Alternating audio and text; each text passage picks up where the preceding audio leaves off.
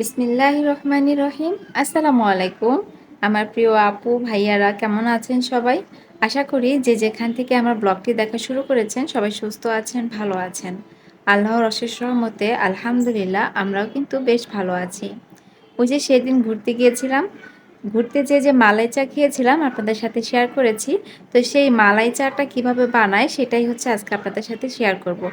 খুবই ছোট্ট এবং সামান্য একটি ব্লগ নিয়ে আজকে আমি হাজির হয়েছি। আশা করছি পুরোটা জুড়ে আমার সাথেই থাকবেন।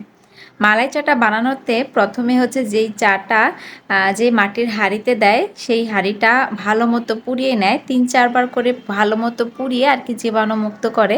দেন হচ্ছে গরম করার পর এই যে দেখতে পাচ্ছেন একটা কাঁসার পাত্রে চা রাখা। তো ওনাকে আমি জিজ্ঞেস করেছিলাম যে আঙ্কেল এই চাটা কিভাবে বানান, তো তিনি সেটা বলতে চাননি। হয়তোবা ভেবেছে আমিও এই বিজনেসটা শুরু করে দেব।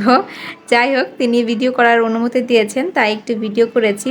আর তার যেহেতু একান্তই নিজের বিজনেস, তো হাইড করার অধিকার তার আছে, তো তাকে আর ফোর্স করিনি। তো উনি যেভাবে বানাচ্ছিলেন সেইটাই আমি একটু দেখে নিচ্ছিলাম।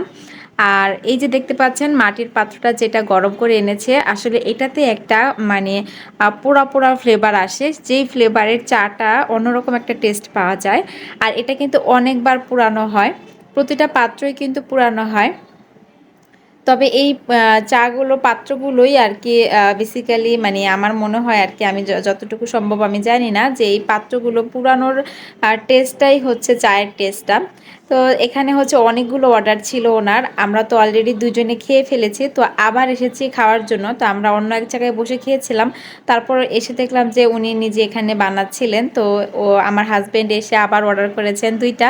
তো সেইটা হচ্ছে আমাদেরটা এটা বানানোর পরে আর কি আমাদেরটা আসবে। তো তো তিনি যেহেতু জানেন যে আমরা আগে আরও 2টা খেয়েছি, তাই আমরা বললাম যে আমাদের টাইম নেই, বাচ্চারা বিরক্ত করতেছে, যদি এখান থেকে 2টা দেন তাহলে ভালো হয়।